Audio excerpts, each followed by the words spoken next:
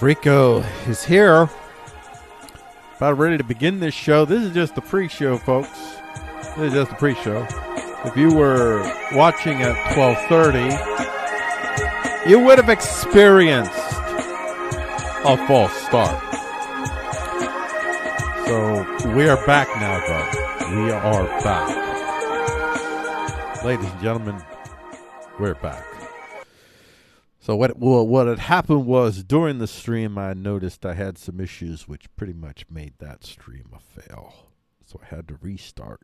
So we're recalibrating. We're doing this over. That early part, that didn't even happen. I'm not even talking about it. You know what?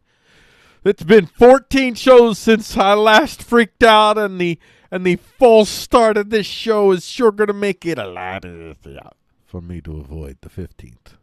Or, well, to not make the 15th, but I think I will. I feel pretty good. We're going to get ready to get started here. I made some changes to the show. Nothing major here. Just a few simple things. Little tweaks here and there, which I'll continue to do. And in general, the show will probably constantly have little tweaks and evolutions. And my theory is hopefully if I make all these incremental changes that like maybe every year and a half, something, you could look and say, wow, the show looks totally different. Like that's what I'm kind of hoping for, kind of an organic flow of change. We'll see. We'll see how it works out. Anyway, for many of you that joined us, especially I got a lot of new folks there out in the Facebook's lands on our Freako Talks the News Facebook page. I don't have a URL for it yet because issues. I have to figure that. I got to figure it out, but I'll figure it out. I don't really use Facebook anymore. I'm not really interested in using Facebook in any kind of social or personal way anymore. It's not an effective tool for me in that way. So I'm done with Facebook as that tool. I only use the tool basically to manage a few Facebook pages that I do and really primarily the Facebook page for this show. So outside of that, welcome to the show, all y'all folks from Facebook land. I'm assuming that I got a few folks from Facebook land, and I seem to have a fair number of folks from I will say that it looks like from the nation of India. So I do cover India with regularity. And hopefully I don't cover it from your traditional Western American approach. I have a bit of a dialectical spirit about me, so I think that folks from India could probably appreciate that more than the folks from the West in general, not necessarily entirely. But anyway, if you're from India and you're watching, welcome to the show. I'm happy to have you. I love the history of India. I love fundamentally what I love about India is I think that you understand the unity and diversity, that you understand the balance of that. That is such a, I mean, your very flag symbolizes it. So you understand, it's kind of built into your culture, the unity and diversity thing that I think is fundamental to America. It's the Bill of Rights in America, for instance, is the core unity that we can, the vast majority of us can actually express and can coexist within. And then outside of that, there's tremendous diversity, and we were happy about it. It's necessary. It is what makes us. And you know, I know progressive or conservatives like to say diversity is our strength. Is such a, it's so stupid. No, diversity is not our strength. Diversity is absolutely our strength. Diversity without unity is civil war. Partisan factional civil wars, but diversity with unity is an engine of creativity. It's a powerful engine. It's what makes America great. It's our diversity. It's the fact that, well, I've said this many times in the show, the best and the brightest want to come here, and so long as that continues to be this case, America will be great. And when America stops being that, Donald, looking at you. Please don't get me mad at me, my progressive friends. Then it loses that. So, I've already shown you just a little bit. If you're a progressive, I'm going to say stuff you don't like, and if you're conservative, I'm going to say stuff you don't like. I don't pretend to know Indian politics that well, so I don't know the names for your factions, but I'll try to. I'm going to start to learn that. Actually, I've been zoning in on India. I went through a period of time not too long ago where I was looking at the history of India, getting in some cases caught up again, and in other cases going much deeper. And I'm about ready to make a pass through India, actually, when it comes to your current politics and what that really is. I understand just the basics. So I'm probably going to tick everybody off, and hopefully you'll have things that you like as well.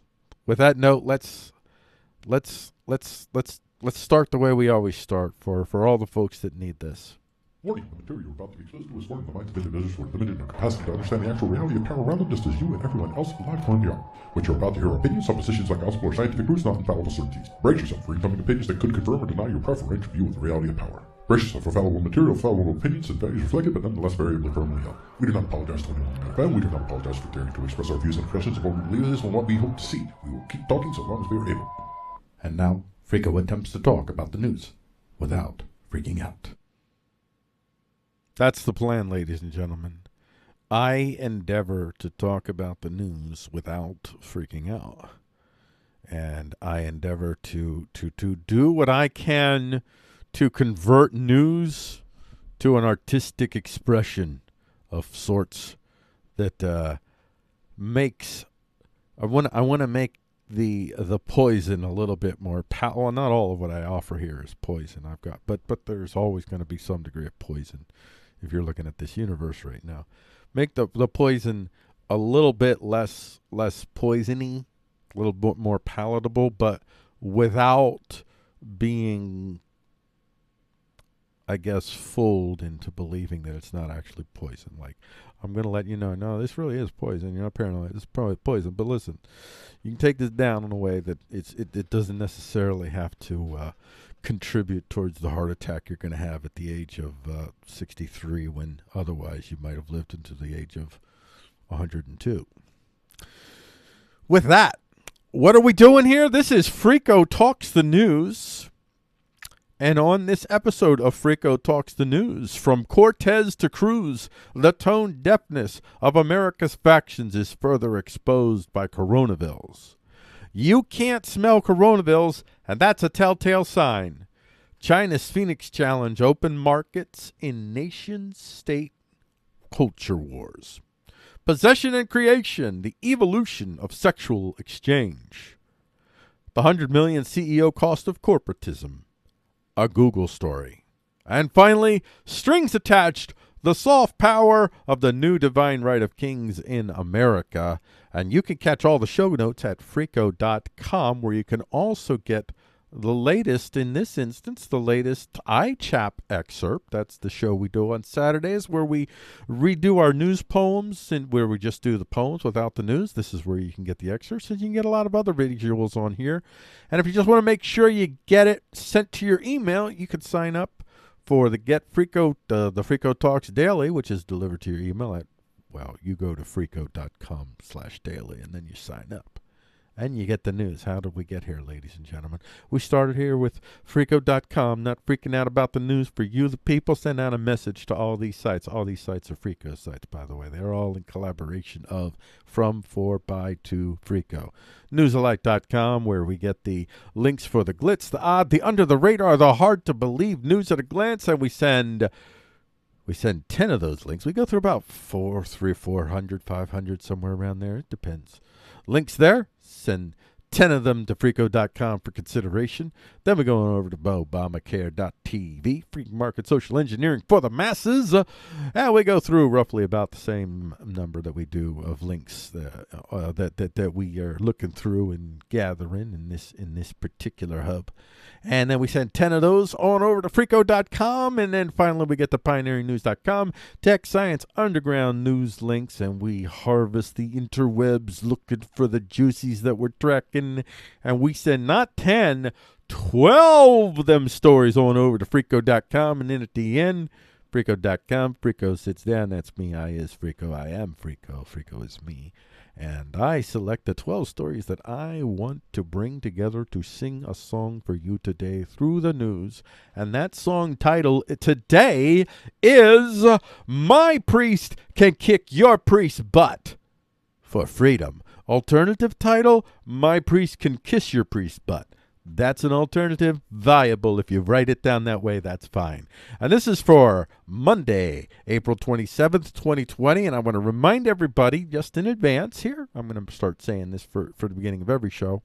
I want to remind everyone, if you want to use my stuff, however you want to use it, that's fine. It's free. The only thing I ask is that you credit me. You don't have to credit me if you're just using little clips. I don't care. But if you're going to take my stuff, you can use it on your YouTube channel, whatever. You could post it completely as is. You could even charge for it as long as you credit me, Freako at Freako.com. If you do that, you could do whatever you want with it. I just want to make that clear. That's how I feel about IP. I'm willing to sacrifice my own IP for the good of all. For the good of all, although I don't give up my IP. I just allow people to use my stuff. Because if I give up my IP, somebody else will literally IP my stuff, and then I won't be able to use my own stuff. Because that's how it works in this world. That's how it works in this world. Because property is God. God is property, and property is God. That's where property is God takes you to, where you can imagine that you can colonize human minds. Get the Freako. Oh, I already said get Freako Talks Daily. We're going to get to the headlines. We're just going to go right to it. Are you guys ready for the headlines? These are the talk headlines. So let's get this set up. And now what we do is we record our segments. So I do the live stream, and during the live stream, I record the 6 segments that will go up on our BitChute channel, which is bitchute.com/Freako, and also in YouTube. It's our Action Batsa YouTube channel. We post them up there between the hours of 4 p.m. and 4 p.m. and 9 p.m. Eastern Standard Time. Let's record the talk segment, right? Here we go.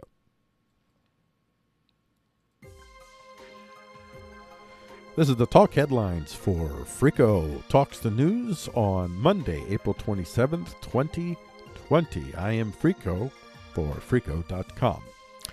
Our top headline, from Cortez to Cruz, the tone-deafness of America's factions is further exposed by Coronavilles.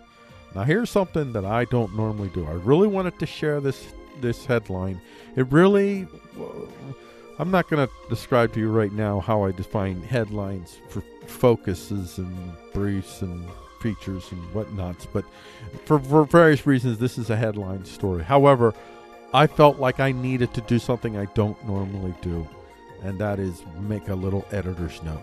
This headline selection highlights the great divide between the American, quote, right, unquote, and the American, quote, left, unquote. Alexandria Ocasio-Cortez makes comments in support of workers, but with a tone deafness regarding the reality of economics and living. Clue, economics is life. Doesn't necessarily have to be, but right now it certainly is. But the response to her tone deafness is equal tone deafness from the right, which in this example goes something like this. How can you stop people from going to work? End stop. That's it. That's it. That's where their conversation ends. The left misses the essentials of life that are made possible by economies that are actually allowed to function because they don't fear destruction, since their coalition's power, mostly in terms of money, not monetary power, comes from folks who don't feel the traditional systems have done well by them. The end of this might be a better option, perceptively, for them than the continuation of this being the fundamentals of whatever America is, which I'm not going to claim to exactly know. The right misses the essential Bill of Rights of American workers who should not be forced to work against their will so long as there is credible threat, risk to their lives, and the people that live with them if they do. You get that? It's not just their lives that are at risk, it's the lives of the people that they live with that are at risk. They need to believe Coronavilles is as mild as possible because they need the economy to open up to prevent further destruction of what is, which benefits the majority of them. And here's the right writes tone-deaf message to their choir. So all of this I wrote just so that I could share this and make sure that I got the context of I want you to read that as if you're my conservative friends, I want you to understand that when the left does stuff like this, that their effectiveness in even having a conversation with you as effective as what you're doing here. You have no idea. You're not even talking to the same people. You're talking right past each other, and you're just, well, I won't digress too far. I'll keep it on point here. I'm working on keeping it on point, folks. Keep it on point. Keep it on point, buddy. Just keep it soldiering along. Keep it rolling along. That hill she'll die on. Alexandria Ocasio-Cortez still championing the unwilling to work. At a time when millions of Americans are demanding to be allowed to return to work, Representative Alexandria Ocasio-Cortez is calling for a work strike. According to PJ Media's Tyler O'Neill, when we talk about this idea of reopening society, only in America does the president, when the president tweets about liberation, does he mean go back to work. When we have this discussion about going back or reopening, I think a lot of people should just say, no, we're not going back to that. AOC told Arnold Guterres in the first episode. Okay, I'm sorry, that switched over to her. So in the first part, okay, I want to make sure. Okay, so he's quoted. Okay, I'm a little confused. I see. So it started off, Tyler O'Neill is this part of the quote, and then we switch suddenly. Now it's AOC quote. Okay. When we have this discussion about going back or reopening, I think a lot of people should just say no. We're not going back to that. She told Arnon Guterres in the first episode of his upcoming Vice show. We're not going back to working 70-hour weeks just so that we could put food on the table and not even feel any sort of semblance of security in our lives, she argued. I don't know what's wrong with what she said. Which ought to go over real well with hungry workers wondering how the rent's going to get paid. They know it's bad for them. Wow. This is what I mean. You're actually making her point here. You're literally like, we have a system that has a significant portion of Americans that aren't even able to have built up any type of reserve for any type of contingency, not whether it's a hurricane, a virus, economic downturn in which you can't afford to buy groceries, whatever it is. We have people that they're barely holding on, and they're working way harder than me, way harder than most of the people that don't face those situations. They're doing the hardest, physicalist work, the type of work that's also grinding people down to dust a lot sooner. These folks are dying sooner than you and I, because their bodies are being pounded, literally pounded. We worry about football players, and rightfully so, but these folks are these folks doing work. A lot of these folks, physical, hard labor. So I don't agree at all with her solutions. She is, as usual, she's identified the flaws of her enemies. As usual, they've identified the flaws of her, although in this case, this person has not identified her flaws, actually. This person is an epic fail. American thinker, what has happened to you? I remember a time when that, and by the way, I still, all in all, I like American Thinker. I know a couple people that have written there, and I think one might still write there. I'm not sure. But these are friends. I haven't lost my friends from my conservative days, and many of them I still greatly respect. And so American Thinker used to have more of you wouldn't have in American Thinker, where is this right here? We're talking about actually it's right here at the end. This right here. What is this? What is this sentence? This is this is a Facebook comment. This is not a crafted sentence in any sense of the term. This is not a disciplined thought being executed here. This is teenagers writing gotcha comments to one another on YouTube or Twitter or any of this. This is Twitterology. This is crayon language, which ought to go over which got to go over real well with hungry workers wondering how the rent's going to get paid.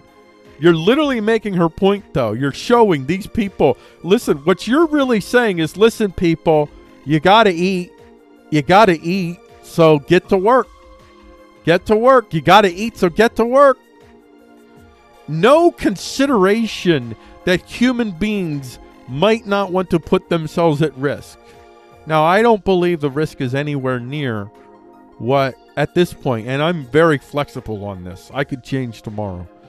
But I'm still I'm operating mostly just for it's better to be safe than sorry. I'm mostly operating on this is at least a significant enough threat to be to be cautious in a lot of ways. But I am not begrudging anyone who believes this thing is really, really horrible. I think that you have compelling evidence on all sides, and the reason is because you have liars and cheats and thieves and murderers and rapists and plunderers that are the ones that are controlling the vast majority of the messages that tell us what's going on.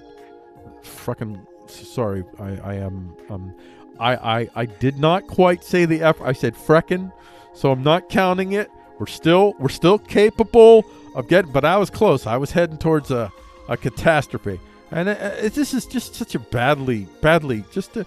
This is not even a complete sentence. And who writes? They know it's bad for them. What happened to the American thinker? There used to be a level of craft in the writing, and it's gone. It's just gone. But I mean, there still are, like I said, there are still people writing very, very interesting articles on the American Thinker. If you want to get, there are folks on the American Thinker who are writing more thoughtful things from a mostly conservative perspective. But this ain't it, Chief. But Ocasio-Cortez isn't really thinking about it. It's them about really. I don't even get this. But Ocasio-Cortez isn't really thinking it's about them. With everyone out on work strike, it certainly ends the obligation of government to ensure that the private sector can create jobs, doesn't it? I don't even get this. This is horrible. So as you can see, I just wanted you to show you a really, really, really horrible example. Really horrible example. And especially to my friends on the right, you're just as ridiculous when you do this. When you sound like this, you sound just as bad as the worst of stuff I see on Common Dreams. Common Dreams is one of the worst. Common Dreams on the left and Gateway Pundit on the right are the two most shrill that I can think of at the top of my head as far as when I see those. I actually have gotten some good stuff from them now and again. So even the worst of sites almost always, if they put out enough stuff, they got enough people writing for them, there's bound to be some good stuff on there. So that every once in a while you get a good article from Common Dreams. I've used them a couple of times, and it still will, unironically. And Gateway Pundit as well, unironically. But it's definitely their fire and brimstone stuff is just awful. Just from my perspective, awful. Here's the next headline.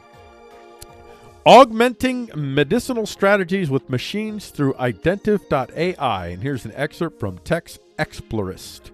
Researcher develops artificial intelligence platform to combat infectious diseases.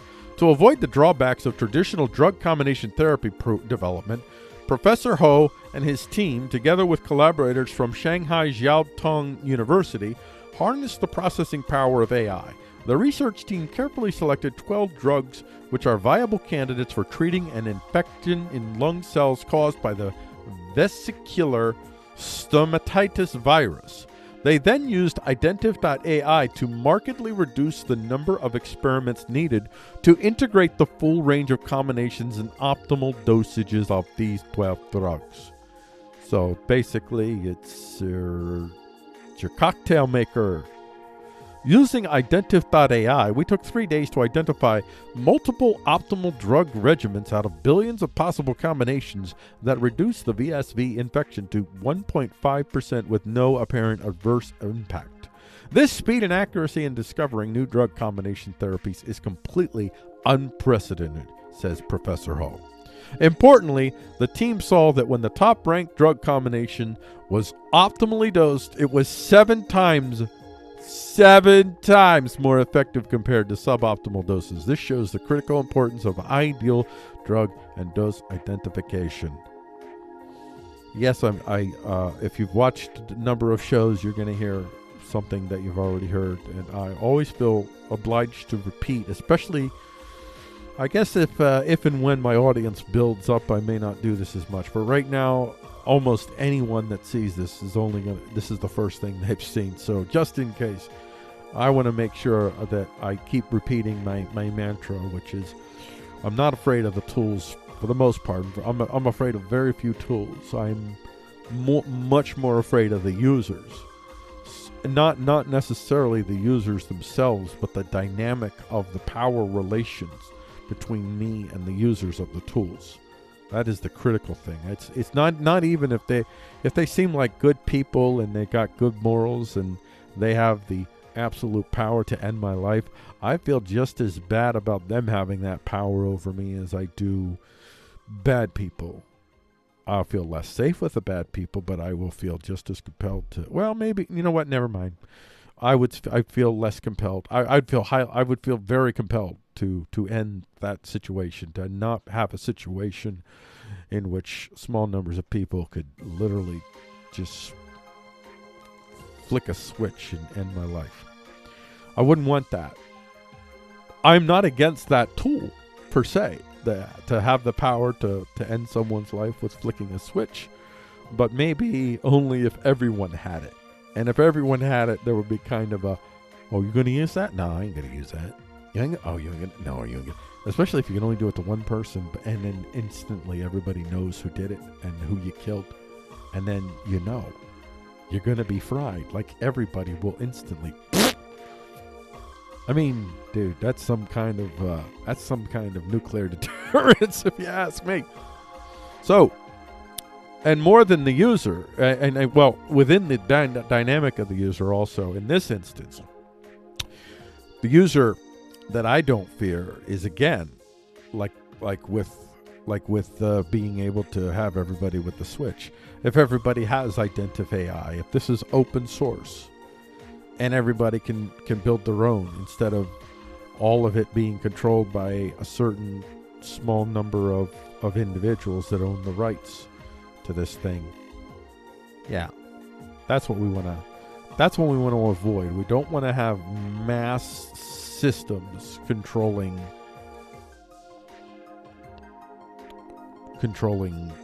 something like this, controlling AI that could that could build a cocktail that I assure you is going to do everything that we tell you it's going to do. Just take this cocktail and you'll be great. Would you trust that? Would you trust that? I don't know. I would rather have doctors give me a recommendation of a cocktail, go home to my private AIs. Everybody needs that. See, this is what we're going to come to realize. We all need our private AIs. Our AIs that we can create in our own little universe outside of our own tiny little universe. Not created from or by or connected to some centralized large-scale system. Our own private AIs that can proofread, at the very least proofread. So we go to the doctor's office and our little private AIs is with us, man. It's on our wrist. Can't even see it, maybe. It's probably just clear. You know, and I just tap and... Well, my private AI says that's not what that says it is, so I'm not doing that. You probably hardly ever get that because everybody kind of, you know, mutual assured destruction. Oh, you're going to know that I'm thefting and frauding you, which is always bad. That's not a consensual thing. And that's not how people act when they're in balances of power. I don't want you to think that I'm trying to take power advantage of you because I know you could screw my shit up. Oh, I said the S word. I'm fine. I'm still fine. So, hey, I should start another one. How long does Frico go without swearing? This is actually, I haven't sworn until today. But still, I'm still going to count this if I make it through. I don't know what's, yeah.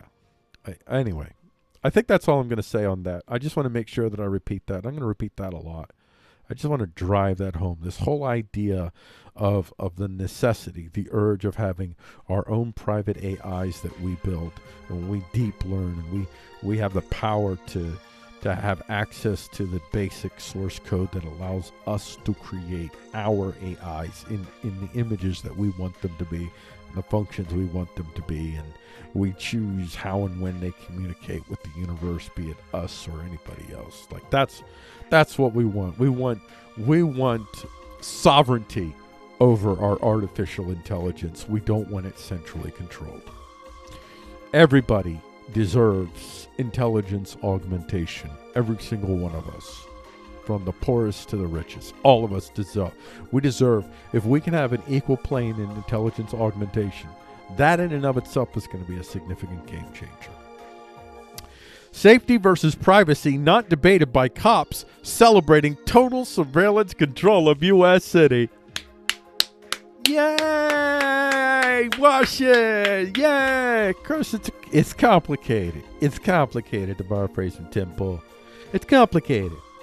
I don't know if he says that. He sounds like... what Tim Pool does is he starts off a conversation with shock and awe, and then he equivocates on the shock and awe.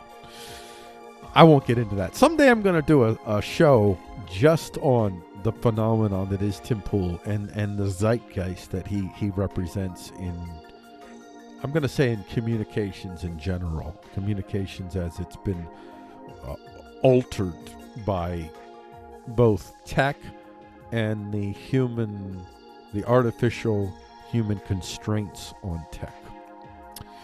That's a whole other story. So this is an excerpt from NBC Bay Area. High-tech tools help San Pablo police track down criminals faster. Surveillance cameras and license plate readers have recently helped the San Pedro Police Department quickly solve two potential deadly situations, a freeway shooting and a shooting outside of a home. With over 220 cameras across the East Bay City and more on the freeway, tracking down criminals quickly is a new norm, police say. If you shoot a gun in the city of San Pablo, the odds of us identifying you and finding you are really high. Sam, really high. He said high. Nice. San Pablo Police Captain Brian Bubar said, "We're watching the criminals. Absolutely." Early Wednesday morning, the technology captured a chase and freeway shooting. Police said a man armed with a gun tried to chase down a woman for an hour before shooting at her car on Interstate 80. What a gangus. What a ganger. What a fellbont. See, I'm not saying bad words. I'm just flobbling. These are all made up. Earlier this month, ShotSpotter picked up the sound of gunfire, and surveillance cameras captured the act. A man firing 17 rounds in a front yard, first in the air and then at the ground. Within 3 minutes, we had officers on scene able to identify the suspect. Bubar said. Bubar. Your first name should be Bubar, and you should lose the Brian. You should just be Bubar. Lose the captain, too, and the police and the Pablo. Just Bubar. Just... and the San. I forgot the San here. So, and finding your way are, if you shoot a gun in the city of San Pablo, the odds of us identifying you and finding you are really high. Bubar said. See? Isn't that better? That's way better. Bubar, call me. I can market you. You could be a thing. Bubar. Just Bubar. That could be the name of your show. Bubar presents Just Bubar. At the very end, featuring the musical stylings of Bubar. All right, so there you go. This is one of these, again, tool user. These tools being set up in a consensual way by community members that all agree that they're going to use this tool a select way. And got methodologies that all has direct consensual community accountability. And I don't mean voting. Voting is not consensual at all. Voting is just thuggery. Voting is just mobocracy. No, actual consensual governance is we have the capacity now. Everyone can be involved. We don't need government officials. We don't need town councils. We need community councils. We need, yeah, that's essentially everything has to be replaced with community councils, pretty much across the board. Like that's what has to happen. No more voting. Voting is for schmucks. Voting is for pathetic losers that don't understand that both the D and the R hold a leash that is intended to keep you right in the station that you are, and them in the lorded station over you. So that's all this is. This could be a wonderful tool that could actually, when there's threats, that the security folks that are called to deal with that threats. But this is, what other things can you track, and how could this be misused if somebody's firing a pellet gun and then the police react and boom, shootings or whatever? Who knows? I don't know. I don't trust these folks with the way that they've handled things. Certainly, at least over the last 10 years. Significantly, the degradation of the quality of policing in America is palpable, and I don't necessarily blame the police officers. It's much more the situation that we continually put these human beings in which we're asking them to be so many different things for society, kind of like what we're doing to teachers too. They got to fill so many roles, and they have to keep knocking on more and more doors for pettier and pettier reasons. No wonder more of them are getting shot. It's going to happen. Your politicians are creating the friction in your life, police, and you have the power to end the friction. You could just say no. You just refuse to follow orders that violate the Bill of Rights. That's it. If all police in America somehow all woke up today and said, I will not carry through any orders, commands, enforce any laws, regulations that violate individuals' Bill of Rights. If they understood the Bill of Rights fundamentally and they did that instantly, I think maybe at least 75, 80% of laws would no longer matter. But that won't happen. I'm going to end the headline there. This is the 4 o'clock show on the Action Batsa YouTube channel. And coming up at 5 p.m. on the Action Batsa YouTube channel is the talk feature. And the title of the talk feature is You Can't Smell Coronavilles, and that's a telltale sign, but you're going to have to wait till the talk feature at 5 o'clock unless you're watching a live stream on dlive.tv/Freako, Freeqo, in which case you don't have to wait because you're special. Yeah, that's right, folks. I said it. I mean it. You people that are here for the live stream, you're the people that really matter. I don't even care about that YouTube people. Those people, they're not as good as you. They're not. Just the very fact that you're here and they're not is proof of the fact that you are superior human beings. I love you, YouTube people. If you see this later, I love you all. I love everyone that watches my show. Everyone, even if you hate watching. Thank you for the hate watch. I appreciate it. I'm probably going to get a lot of hate if I get watches. 75% of your watches are hate watches, sir. I know, it's great. It's so great. So great. Let's do the feature segment. We're going to do the feature segment. Get it up here. Uh-oh. You see, this is why you make sure before you go in that you turn the lights off. And I did not do that. I apologize. I did not assure that I turned the lights off before I came in. So let's get ready to record the talk feature. I tell you what, hold on 1 second. Hold on 1 glorious second.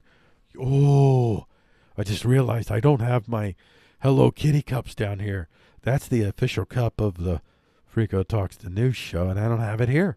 I apologize.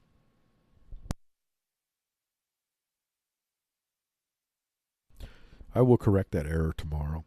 I am going to have to do something to assure that I get certain things done in life, and one of them is most assuredly remember the Hello Kitty cup for the show. All last week it was there, and the first day of this week, not good, folks, not good, folks. I could beat myself over this, or I could just keep going. I'm going to keep going.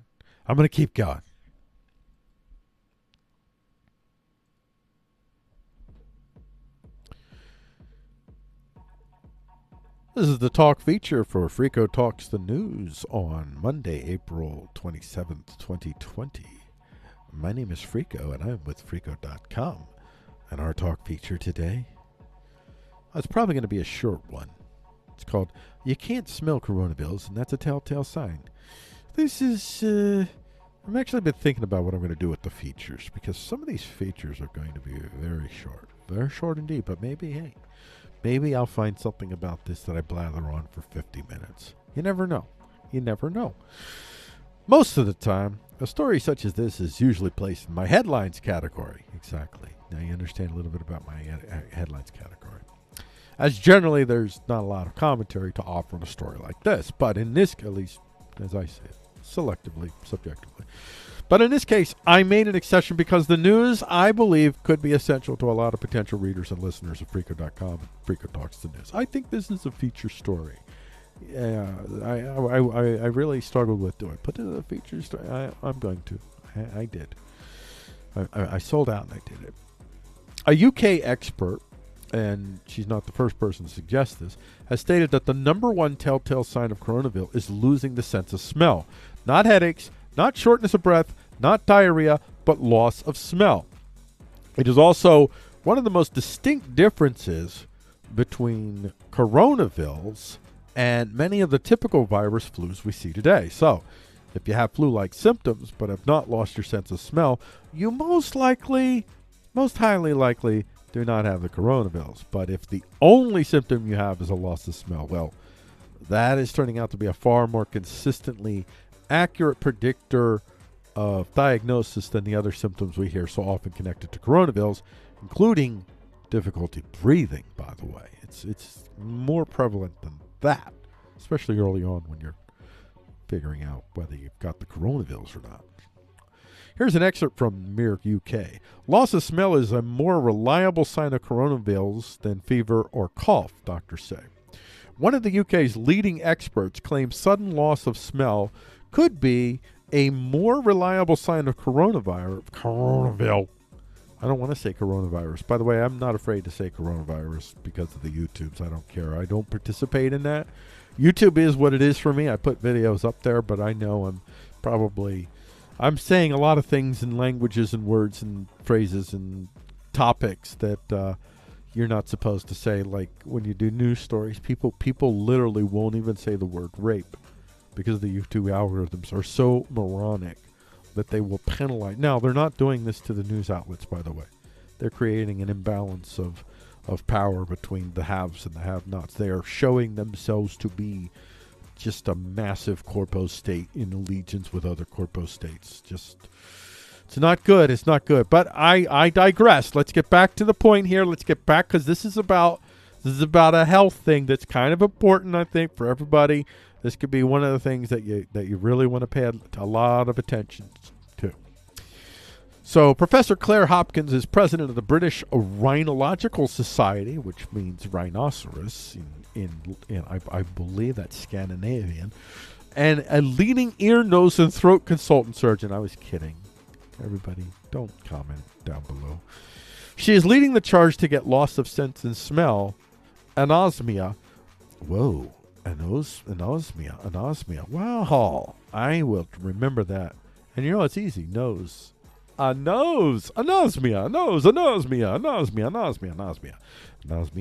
Trying to remember it. Remember the word. If you sing the word, you remember the word. Honestly, well, not guaranteed, but it improves your odds tremendously if you can sing the word. If you can sing the word, you can learn how to pronounce it too. Anosmia. I could try to sync it with the music in the background. Anosmia.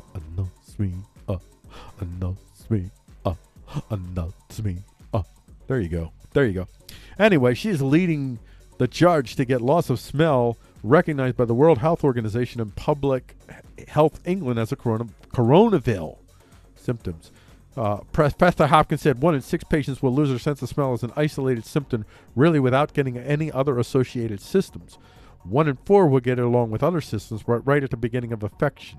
It is a good early marker of infection, so it's a leading marker. So everybody out there, if you suddenly have lost the sense of smell, don't get me wrong though. Just because you haven't lost the sense of smell doesn't mean you don't have coronavirus. But if you have, that's way more of a warning sign than I have a fever, or even I have a shortness of breath.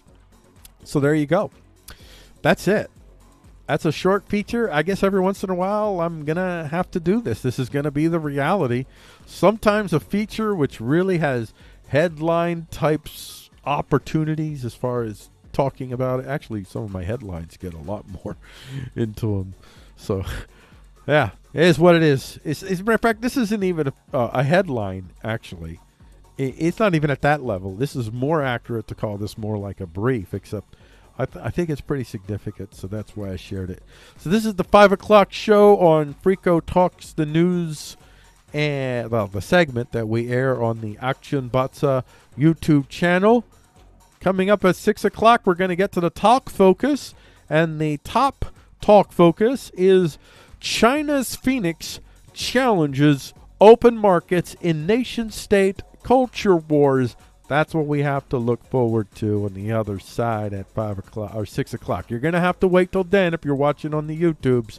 But if you're watching on live stream where the action's really at on dlive.tv/Freako, Freeqo, then you don't have to wait. Yeah, you don't have to wait because you mean something to me. You mean you're special to me. You're special to me. Hold on, let me take a sip. Let me take a sip up.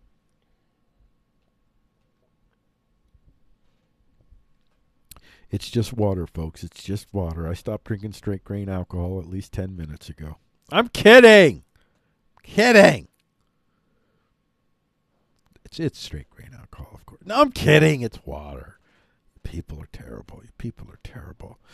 So let's get ready to go to the talk focus here. And it's an exciting proposition that I have set up for you. I think I have a very interesting first story, and the second story may suffer from the first story. Oh my gosh, I had the lights on here too? Come on. Come on, I left the lights on in the room before I left. Alrighty, I'll turn the lights on when I start recording here, which is going to be in 3, 2, 1.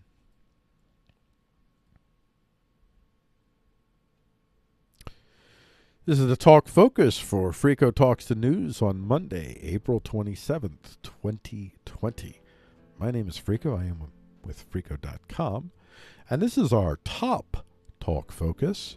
China's Phoenix challenges open markets in nation-state culture wars. Ted Cruz has introduced a bill that would bar China, the most significant threat to American power, and one that clearly intends on ending American power in the world, to the detriment of everyone living in this land and the lands, quote-unquote, we hold, from owning telecommunications companies operating out of the U.S. The move highlights the growing conflict between continuing with America's world open market policies for her nation-state competitors, even her number one competitor, China, and the billions of advantages that such policies continue to offer the American billionaires that made their empires off the very system that now threatens American sovereignty.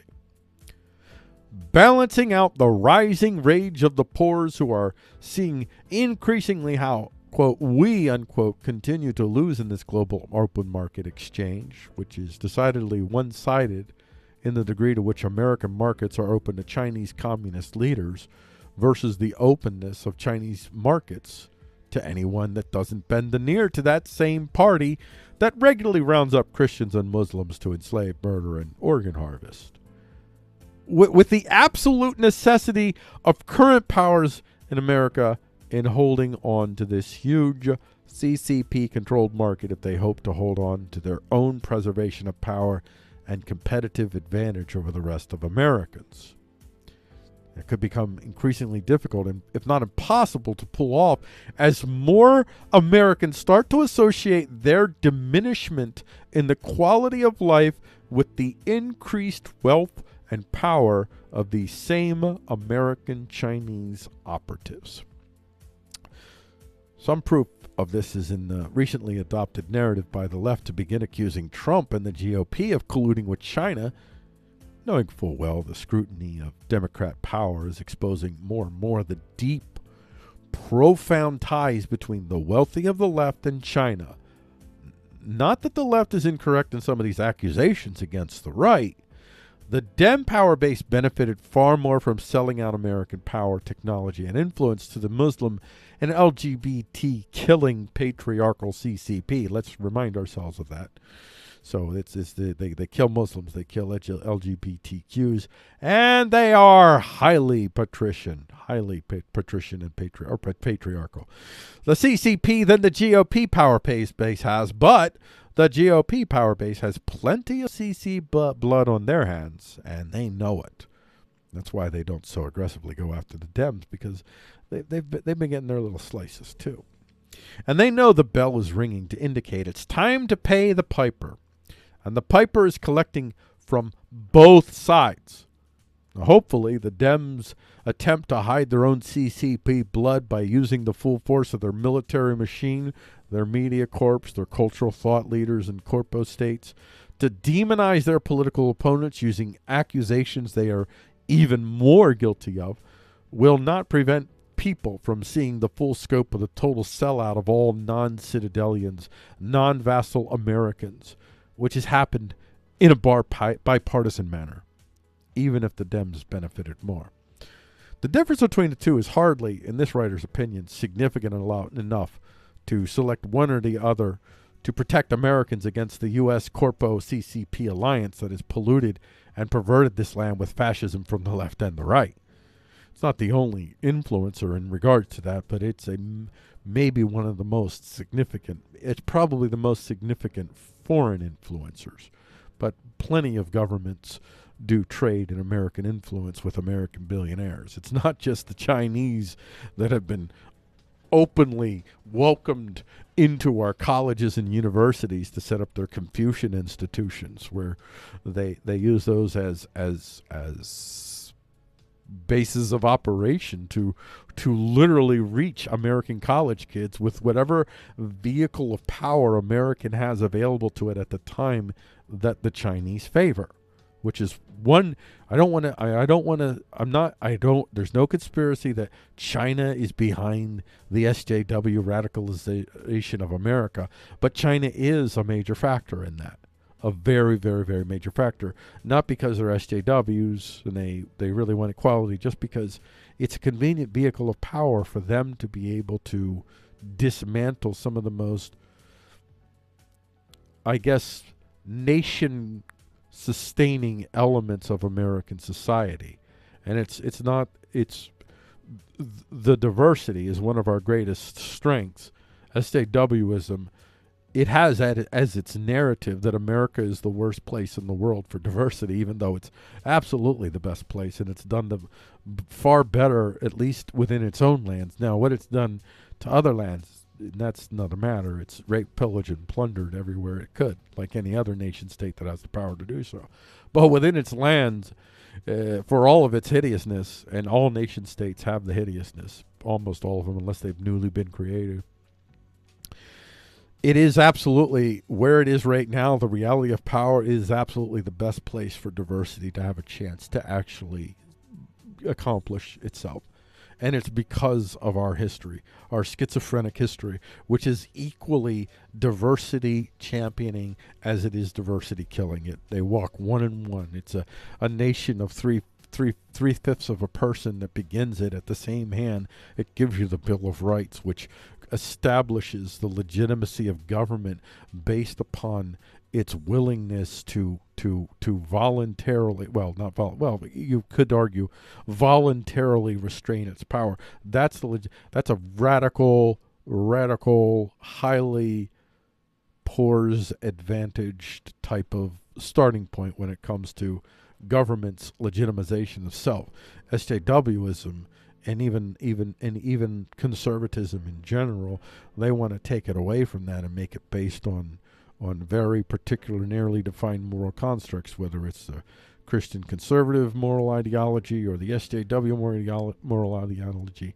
They want to take it out of those hands. And in large part, the Chinese want us to adopt, they want us to get away from the Bill of Rights, because the Bill of Rights is a bulwark against Chinese, I'm going to call it national socialist thought. They aren't Nazis. They are a form of national type socialism. You could debate whether they're actually nationalist or not. I say they are nationalists, but I would consider them nationalist socialists. But they're in the same family. They are the most authoritarian elements of both the left and the right. That's what China is, and that's who we're in bed with. And this is what this backdrop. This is where this comes from. Here's an excerpt from Free Beacon. Cruz seeks to shut down Chinese propaganda station, Phoenix TV. Senator Ted Cruz is set to unveil legislation that would stop China's Communist Party from exploiting loopholes in U.S. laws that critics say have enabled it to beam propaganda into America through a radio station connected to a state-controlled press organ, according to a copy of the legislation exclusively obtained by the Washington Free Beacon. I'm not even going to read the rest of this. I think I put too much of a excerpt in there. I'm not going to read it all. I'll just leave it at that. So basically, you don't really need to know the particulars for the point that I'm making. The point is that this is the problem with the nation state in general is in current year with our current technological reality is that the nation state is getting in the way. If you really want free trade, you can't do it with nation states. Nation states cannot securely afford free trade. They can't just let their borders open to everyone. They have to lock their borders down. They need walls. They need their own social media highways. They need their own businesses, their own infrastructures that are fundamentally serving the interest of the nation state. This is the cost of nation statism. And unless and until you totally change that paradigm, Ted Cruz is doing the right thing, even though we are doing this, what China is doing right here in America. We don't get away with it in China. China is not a liberal, open society in any sense of the word. Well, actually, I take that back. They are a liberal and open society in some senses of the word, not in the expression of political thought, however. So they have significant advantages over us, and we can't afford to be liberal with anyone other than Americans. This is what we're all coming to understand. I say as long as you want the nation state, you have to adhere to that. Otherwise, get out. Just get out, go someplace else. But wherever you're at, you have to be for it wherever you're there too. So if you go to Saudi Arabia, you have to be for Saudi Arabia. They have to shut their borders down. Everybody has to shut their borders down. Everybody has to secure their stuff. Everybody has to have their own stuff. That's what we're learning. That's what everybody's seeing. And the problem is that nation states, they're just not the most effective turner-outer of resources. They rely on ossified bureaucratic systems with a gazillion, thousand, million laws and regulations that emerged not organically from the needs of the people that are actually doing the work, but from on high, from the needs of the people that continue to treat capital like its family and treat workers like they're commodities. They're going to write laws that continue to treat workers as commodities and capital as family. So they're not going to even understand the systems and the types of governance that could allow for the free flow of exchange of thought and value. And they really don't want that in the first place. Their idea is to set forth laws that don't clamp down on us so much that we chomp at the bit too heavily, but that prevent us from rising to the level of potential competition against them. Let's get to the next. The Roosevelt captain might get job back after Coronavilles dust up undid him. This is quite a fascinating little take. There is no such thing as a deep state. The deep state is a nebulous, nameless, faceless boogeyman that conceals the reality of power and the nature of nation-state governance, which is this. Government is comprised of individuals, and those individuals can, at times, be more loyal to their faction than they are to the overall government. And this is especially true when, for whatever underlying reason, the competing factions in your land find ways to define the other outside the bounds of civil disagreement, as you see has happened in spades here in America. Moving the factions to categories that give your faction permission to use some form of by any means necessary as a strategy to protect everyone else from their own ignorance. Ignorancy. Yes, ignorancy. I said that. I wanted to say that. I love, by the way, making up words and changing. I do whatever I want to do. I don't care. I do what I want. Everyone else from their own ignorancy, assuming they support the faction you don't support, or simply eliminate those who can't see the errors of their ways. This signaling by the U.S. Navy is really a signaling of one group of humans in our government, making it clear they are fundamentally opposed to another group of humans in our government. It is, in 2 words, civil war. That's what's going on. There's a civil war. We are in the middle of a civil war. Make no doubt about it. When you have parties on, and this is far more the left, well, there's a reason for that. Do I get into that? No, I'm not going to. I won't. Never mind. I'm gonna keep this pithy. There are no good guys in this exchange, just factional opportunists looking to secure their own personal power in whatever reality of power America finds itself in after the shifting of powers and influences settles into another season of higher predictability. Here's an excerpt from Global News. U.S. Navy wants to reinstate ship captain fired for raising coronavirus alarm, sources.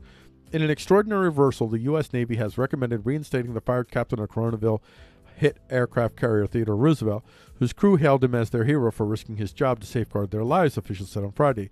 The Navy's leadership made the recommendation to reinstate Captain Brett Crozier to Defense Secretary Mark Esper on Friday, just 3 weeks after Crozier was relieved of command after the leak of a letter he wrote calling on the Navy for stronger measurements to protect the crew, the official said, speaking on condition of anonymity. Uh-oh. This is one of these anonymity things, so this might not even be true. That's interesting. This is from Global News, CA. Global News, CA. Yeah. Okay. So that's interesting.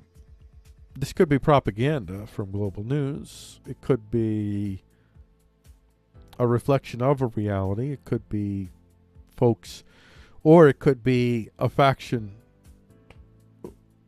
Remember, there are factions in the government. The government is individuals, and when individuals are not on the same page and they use government to go after individuals also in government, that's what you call the deep state, but it's not really. That's all mythical and mystical. It makes them all look like they're in some awesome comic book. Well, it can't be an awesome comic book today because the comic books of today have fundamentally left the big program of where comic books came from, fundamentally. Archetypal villains, archetypal good guys and gals. That's where it comes from. And when you take away the archetypes and you start preaching, then you're just created like bad Christian art. Except it's bad SJW art. So anyway, in general, it's not that. It's not the deep state. They're just dudes and dudettes and theys that are in particular positions of power, and they have some degree of comparable power with which to attempt to use the mechanisms at their disposal to go after their enemies, and they're willing to do it. And when that happens, that's a civil war. We have a civil war. And I'm sure it's a shooting civil war. I'm sure people have been shot. We wouldn't probably know about half of them, or any of them maybe. I don't know. I'm sure there have been some killings. I'm sure. There always is when you're talking about the stakes that involve trillions. Imagine trillions of dollars that you could just have the power to be a part of controlling who gets what. And imagine if you could set up a system where you could somehow, for years, you have this pot of gold that you control. That's what they're doing right now. That's what they're all doing, and they're all trying to gather the resources in their favor. So this is interesting. This is a sign of the civil war that's going on, and I'll be interested to see whether this plays out, whether he actually does get reinstated, if he does get reinstated, that's a whole other level. Donald Trump's got to be looking at it like, oh man, because that's a sign. That's a sign.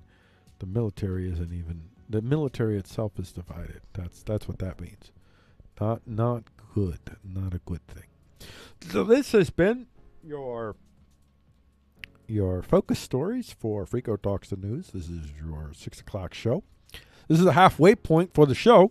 For the YouTube crowd on Action Batsa, you'll be able to sketch the news poem coming up at 7 p.m. And the news poem is Possession and Creation, the Evolution of Sexual Exchange for the Action Batsa chant, folks.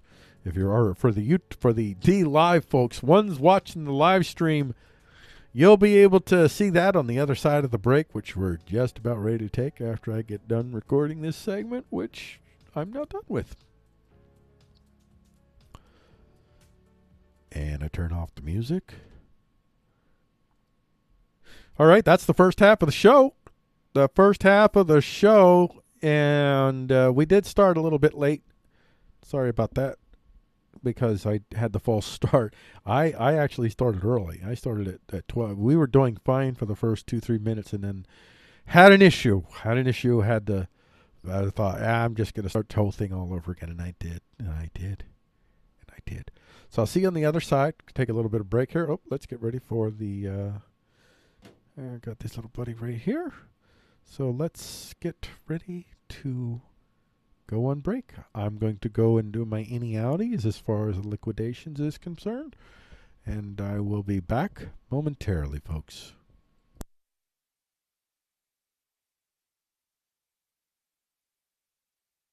Love overwhelmed me. Love overwhelmed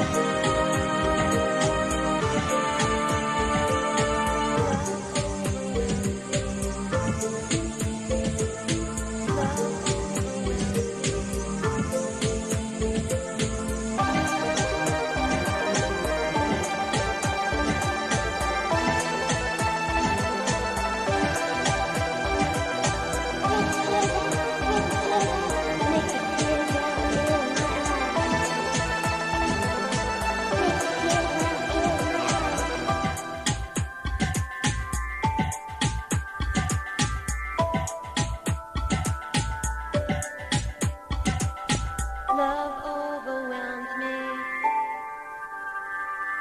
Love overwhelmed me. Love overwhelmed me.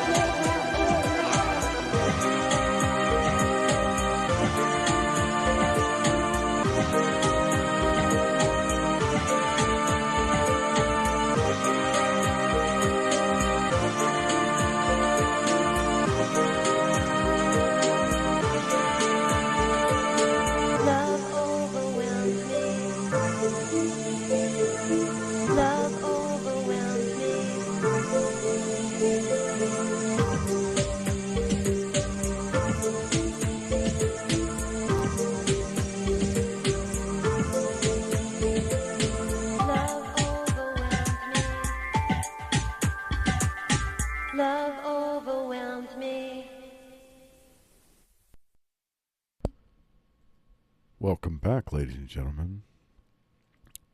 Welcome back to the show.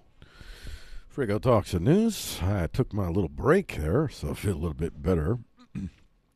I got an excessage drained, and I've got some replenishment of the vocular with the nourishment of liquidations. The vaters. I should have replenished my vaters, so now I will have to selectively sip for the coating alone. But I shall soldier on, ladies and gentlemen. You know why? Because I love you. I love all of you out there. Frico loves you. Frico loves you. That's not cringy. I'm not trying to be cringy. No, I never do that. I take this job very seriously. That's why I do this. Warning, the material you're about to be exposed to is foreign to the minds of individuals who are limited in their capacity to understand the actual reality of power around them, just as you and everyone else alive currently are. What you're about to hear are opinions, suppositions, like gospel or scientific truths, not infallible certainties. Brace yourself for incoming opinions that could confirm or deny your preferential view of the reality of power. Brace yourself for fallible material, fallible opinions, and values reflected, but nonetheless variably firmly held. We do not apologize to anyone we offend. We do not apologize for daring to express our views and impressions of what we believe is and what we hope to see. We will keep talking so long as we are able. And now, Frico attempts to talk about the news without freaking out. Yep. Oh, big old banana there. That's the plan, ladies and gentlemen. Not going to freak out. I did use the S word. I almost used the F word, but I managed to save that one. So I have sworn, and I think I'm proud of myself. I'm all in all, though, because I went basically 2 weeks without actually swearing on the show, and it was just the S word. Because the other times when I failed, it was a litany of stuff, man. This is my therapy, ladies and gentlemen. This is my therapy. This is how I get through the dark days of Coronavilles. Plus, I want to document me for myself, for posterity of me, to see how I reacted and what. I have a lot of thoughts and suppositions and theories, and I see how close was I to figuring things out. How far off the mark was I? I'm really interested, because in my success and or my failure, it will probably help me a lot better understand the world, or better understand how much I know or don't know about the nature of the world. Because I'm using a lot of theories here that I come from, I call Akchun Batsa. That's the name of my YouTube channel, which means action base. It's really the name of my philosophy is base of action, which is base of action in its core is basically from a tool sense, from how to use it as a tool for prognostication, for understanding the reality of power. Base of action is basically the theory that you don't need to understand anything about a person's beliefs. All you have to understand is what is their base of action. So fundamentally, you want to understand what their apex existential is. What drives them to feel like they could possibly be God in the here and now? You figure that out, and then things make sense across the board. And you no longer do you see you still see contradictions. Contradictions are part of reality. If you don't see contradictions, there's probably false data that's being reported, because contradictions are a necessary part of life. Yeah. But anyway, I digress. In essence, contradictions are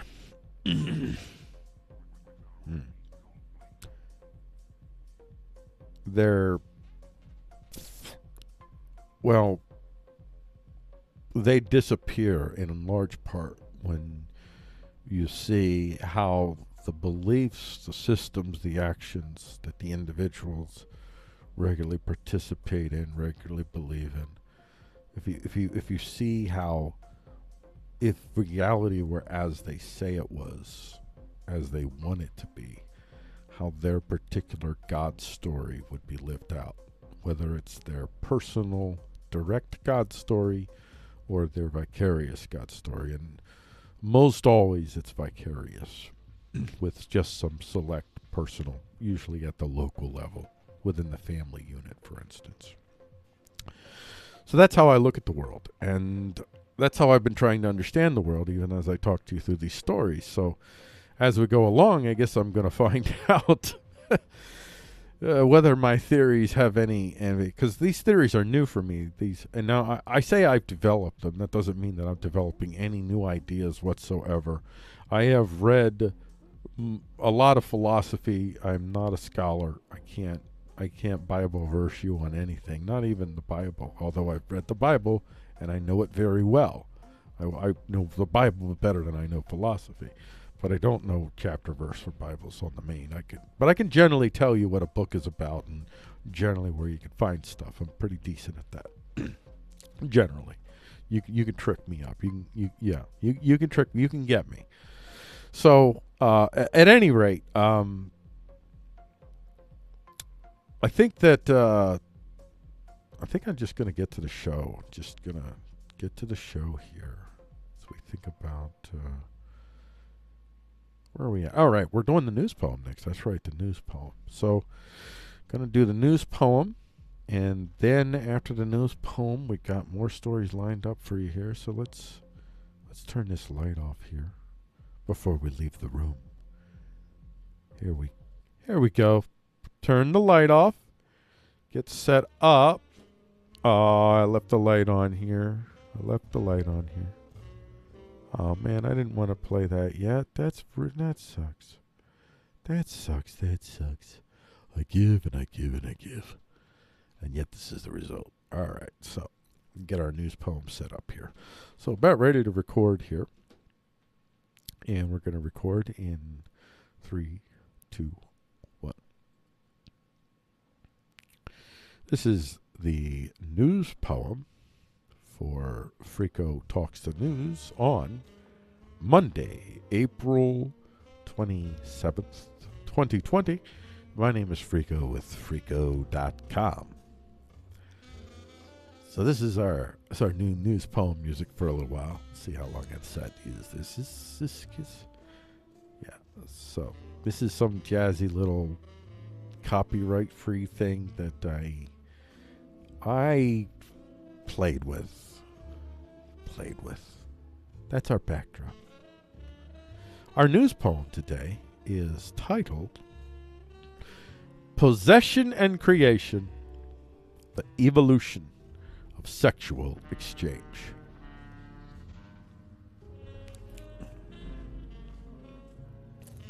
Is sex all about perpetuating the species? Sure. It's obvious that many people who have sex don't do it to have kids, hence the existence of contraceptives and prophylactics. But did it evolve out of that necessity, or is there something more to the sex story in nature that we've been missing?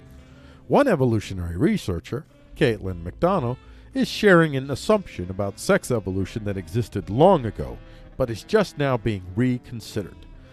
Is sex the product of evolutionary species perpetuation, or is it really more about how it serves the particular individual engaging in the act? Her question echoes a growing shift in evolutionary science in general, that the emergence of successful traits, be they behaviors or biologies, may be based at least as much on the benefits to individual organisms as it is to the overall species. Some evolutionary biologists are now also suggesting that not only is the individual organism at least as significant a factor in the evolutionary process, but might be the core factor, with individually beneficial traits even being selected evolutionary over species beneficial traits. Now, I could say so much here, especially as it relates to my understanding of the universe and my base of action.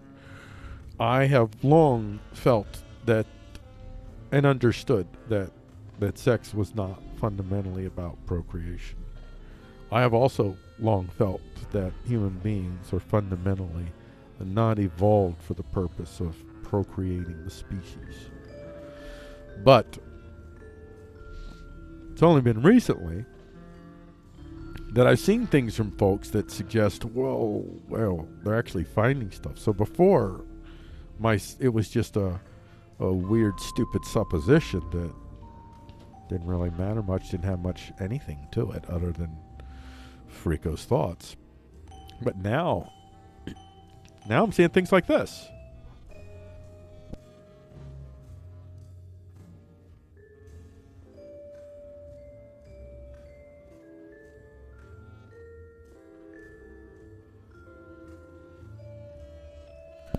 Whoo-wee, you didn't want to hear that. That's one of the reasons why I have the music. So you don't have to hear that kind of excuse.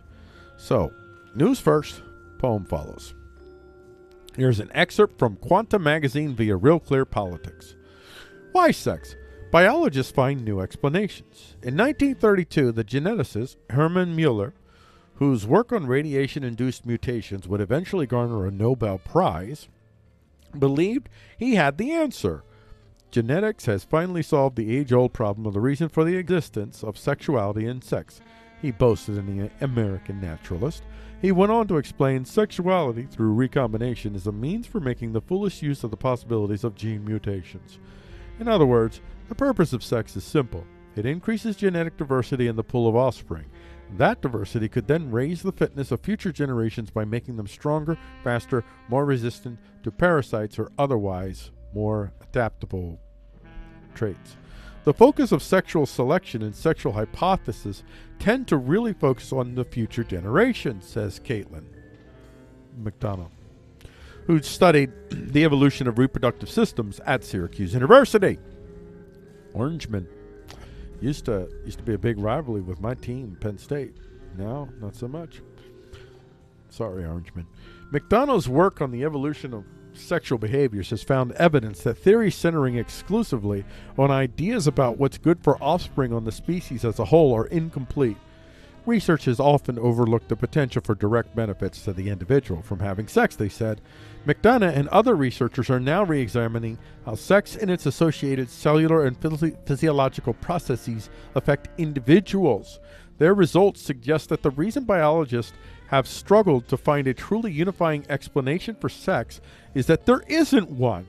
Instead, there's a veritable smorgasbord of potential benefits from sex, and organisms may engage in it for whichever ones help them the most. Okay, listen, without, oh, please don't do it. Don't do it, Frico, because you're just going to do the news poem and be a good boy. Not turn this into a 50-minute tirade. There is a root, and the root is that there is... Well, the essential root is the apex existential, and the apex existential is a fulfillment of the height of apex existentiality. Well, the height of existence. Apex existentiality is the height of existence, and there's three major spheres. These are all my thoughts. These aren't gospels or laws. These are just suppositions, nothing else. Okay, I'm not trying to build world systems that people should absolutely feel is true in any way, shape, or form. But the three planes are physiological, genetic, and ideational, and then there's degrees. There's vicarious and direct pursuits, and there's a pursuit of being and a pursuit of knowing, and then there's a pursuit of certain being, certain knowing, and a pursuit of uncertain being, uncertain knowing. So there are breakdowns along that lines, but in this area, in the area of sexuality, you have the potential for all three spheres to be expressed in one expression. This is like, sex is one of those exchanges in which, to some degree, even if you have prophylactics, even if you're taking the pill, even if neither one of you ultimately want to have sex, there is still some degree of vicarious living out of the act of genetic propagation that will give your body, will give you the positive feedback that your body gives when it imagines that it might possibly be doing that, because your body's stupid. You can trick it. So, I mean, it's pretty clear. Sex, the act of sex, has the capacity at the micro local level, and within certain contexts, even at levels that are writ large across the universe. So sex is one of the primal expressions of the totality of the apex existential. That's why sex doesn't need procreation, although it's always an element. Even when gay men have sex, there is still a capacity for them to understand, or to have have their body have degrees of perceptions of the genetic being fulfilled. And lesbians, same thing, and any whatever degrees are in between. So sexuality, even it's I mean, this is my theory, and this is how my understanding of the base of action lines up with thinking about sexuality. We'll find out, because this is my understanding is it's only in the last 2 or 3 years that I've really developed this. Now, I've had antecedents all across back to my 20s. I'm finding writing that echoes. I understood a lot of things better in my 20s than I understood between now and then. The area between I'd say my late 30s to mid 40s, there was something that happened that knocked me back. That well, I think it was a necessary knockback in the end, because anyway, I won't get into that because this will be on forever. So let's continue with this. There is some anecdotal evidence that suggests self-fertilization among Paramecia is quite widespread, he said. That's probably part of the reason why overall Paramecium species have very little genetic diversity, a fact that didn't line up with the prevailing theory that the benefit of sex is diverse offspring. So Catania decided to look a little closer. When he did, he discovered that, like Nettlecue's algae, Paramecia seemed to directly and individually benefit from undergoing the process of sex. The ones that self-fertilized survived stressful conditions better than those that didn't. Paramecia that had recently become available of sex were similarly hardy. These findings led Catania and his colleagues to believe not only that stress induces sex, but that activating the process necessary for sex may help Paramecia handle stress. Sex as a process isn't just genetic, it's cellular. It's amazing that they needed, this is a revolution. It's a revolution in evolutionary thought in general that I've covered in other parts, other shows, how evolutionary science in general is beginning to start to look at how they look at the universe from a more individual, and trying to understand how all the individual elements would interact in ways to produce the aggregates of expression that they had largely focused on. They had focused on aggregates of expression rather than trying to understand the specific, unique, self-serving element of traits for the individual organism. And that, well, I guess I'll leave it at that, because this is the news poem, and I've already spoken longer than I should before the news poem. But the news part got a lot more. This is another one of these things where I could have easily decided to make this a dialectical instead of a news poem, and it's often those two kind of switch. All right, here's the news poem. Possession and creation. The evolution of sexual exchange. Breathing into the honey, stepping into its sticky invitation. A body cocooned in the sweet slick as it follows the trails of the potential down the length of a well-curved leg. Toes painted like a vine of tomatoes. We articulate the path of our own conqueror willingly as we submit our necks to the other's mouth. My mouth consumes your fauna and your flora, containing the full possession of the ideal I've made of your salty shores. Sex is heroic. I am the king of the seas that define your belly, and the swath of stars that dazzle the glimmer of your mercury-poured eyes. I dip the flamed candle into the cauldron of fire and am lit to illumine all the dark rooms inside of me that I forget in the course of the great flood that is sweeping us both to the end of this tangled tale. I possess you. Am possessed. A lot of procreating is a lot of data exchange where force flows into force until two are the one thing that bursts the new, the act of creation, which need not offer anything but friction and lubrication and repetitive action alone. Yet, taste. The entering is possessed by the pre-work, the action that fills senses with the imagined totality of the other we are consuming, are consumed by. We want nothing but release. But that's a lie. We want the world, or at least we want what you own, as they might be giants once said. I don't want the world. I just want your half. I want your half.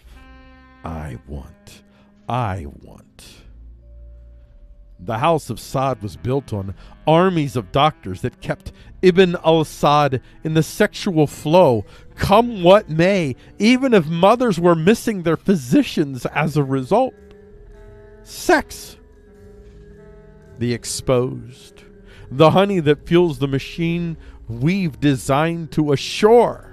At the end of the day, we too can partake in the perpetuation of the species by wearing a condom and conquering the girl, or taking a pill and owning the boy.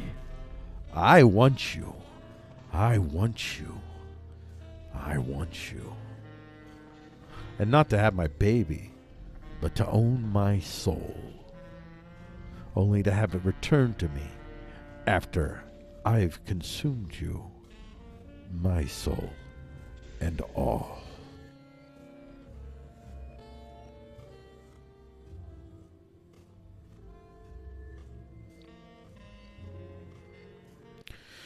All right, that's the end of the poem. I think this is how I'm going to do this from now on, because I'm just going to let you know that's the end of the poem. And this has been our 7 o'clock show on the Aktyan Vatsa YouTube channel. We wait till 8 p.m. Eastern Standard Time. And then you will get to the briefs. Our top brief is going to be the 100 million CEO cost of Corpostatism, a Google story. You're going to have to wait until 8 p.m. for that. But if you're watching the live stream show that started at 12:30 p.m. Eastern Standard Time on DLive TV/FREEQO, you don't have to wait. All right, that might be a thing. I might do that for a little bit. You don't have to wait. We'll see how that works out. Hey, you're showing a little bit too much here. You're showing a little bit too much sexies there. My wife says I can't show this to the people. I've got to correct this. My wife says that I'm a one-woman man, and I am that. And I'm also a one species, one organism, one human man. So, men's no. You don't get a. There's not a clause for you. It's like, no, man, but, you know what? I'm just going to put you down there. There you go. Here you go. I'm going to have to fix this then. What's up with this? This ain't right. That ain't even right. You know what? Hold on. Get back up here. Get in my belly. Hold on. All of this is just a transition anyway. Nobody cares. Do you guys want to see how magic is created? Because you're about ready to see. I think my problem is I know what it is. Hold on. I got it. Hold on 1 second. I got this. Glad I caught this now. Hold on.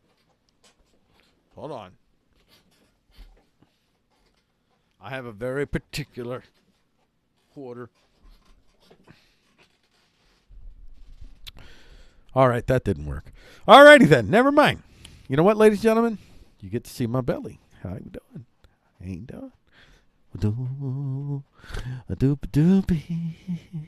Looking good, though. Actually, looking good. Actually, I do have a belly still. I definitely do, but I'm at 2. I think I float between 210 and 215 right now, but I used to be all basically 270. until about maybe about 8-9 months ago. No, yeah, 8-9, no, about a year ago. Never mind, about a year ago. So I'm svelte by comparison of what I used to be, and this I couldn't even button this baby up. Oh, are you missing? Are you? Uh-oh. There you go. You got to have this right, sir. You got to do this right. There you go. All right, let's get on to the next segment. Let's get on. I know you're all dying to get the next segment because you're all excited about this brief. I left the light on again. I left the light on before I got in here, and that ain't right. There you go. You wait until I'm ready for you. You do not do that. Now this one, I can reduce. I can lower you there. Get down there, buddy.